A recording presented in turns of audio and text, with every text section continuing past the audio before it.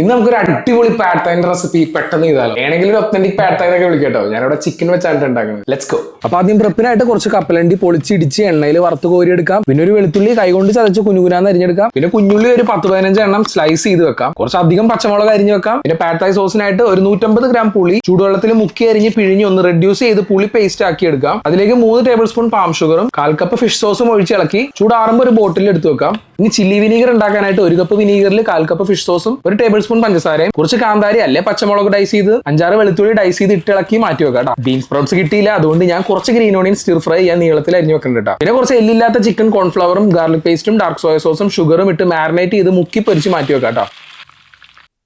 ഇനി ഒരു പാനിലേക്ക് ചിക്കൻ പൊരിച്ച എണ്ണ ഇട്ട് കുറച്ച് മിൻസ്ഡ് ഗാർലിക്കും കുഞ്ഞുള്ളിയും നല്ല എരിവുള്ള പച്ചമുളകും ഇട്ട് നല്ലോണം 1 മിനിറ്റ് നമുക്ക് നല്ലോണം സ്റ്റിർ ഫ്രൈ ചെയ്തെടുക്കാം. അതങ്ങോട്ട് നീക്കി വെച്ച് 2 മുട്ട ചിക്കി പൊരിച്ചെടുക്കാം. വേണേ കുറച്ച് കുരുമുളക് പൊടി ഇടാം. ഇനി ആ വറുത്ത ചിക്കൻ ഇട്ട് നമ്മുടെ റൈസ് നൂഡിൽസ് ചെറിയ ചൂടുവെള്ളത്തിൽ 10 മിനിറ്റ് ഒന്ന് കുതിർത്ത് തണുത്ത വെള്ളത്തിൽ കഴുകിയെടുത്ത് ഇതിലേക്ക് ഇട്ട് കൊടുക്കാം. അതിന്റെ ടെക്സ്ചർ പോകാണ്ടിരിക്കാനാണ് കേട്ടോ ഇങ്ങനെ ചെയ്യുന്നത്. 2 സ്കൂപ്പ് പാഡ് തൈ സോസും കുറച്ച് വെള്ളവും സ്ലൈസ് ചെയ്ത ഗ്രീൻ ഓണിയൻസും ഇട്ട് ഈ ഒരു കൺസിസ്റ്റൻസി ആവണ ഒരു ഇളക്കി നമുക്ക് പ്ലേറ്റ് ചെയ്യാം. പിന്നെ പാഡ് തൈയുടെ ഒരു പ്രത്യേകത എന്ന് പറഞ്ഞാൽ നൂഡിൽസ് ഇതുപോലെ നല്ല സോഫ്റ്റ് ആയിട്ട് വരണം കേട്ടോ. അതാണ് അതിന്റെ ഒരു ഇത്. അപ്പൊ കുറച്ചുകൂടെ ഗ്രീൻ ഓണിയൻസും ഫ്രൈഡ് പീനട്സും ചില്ലി വിനീഗറും 2 ലൈം വെഡ്ജും കൂടെ ഇട്ട് കഴിഞ്ഞാൽ നമ്മുടെ പാഡ് തൈ റെഡി. എന്റെ മോനെ പൊളി സാധനം. ഞാൻ തായ്ലൻഡിൽ നിന്ന് കഴിച്ച പാഡ് തൈന്റെ എക്സാക്ട് ഫ്ലേവർ. ചെമ്മീനും ബീൻ സ്പ്രൗട്ട്സും ഇല്ലെന്നേ ഉള്ളൂ. അപ്പൊ പുതിയ റെസിപ്പി ആയിട്ട് നമുക്ക് അടുത്ത വീഡിയോയിൽ കാണാം. അപ്പൊ ശരി.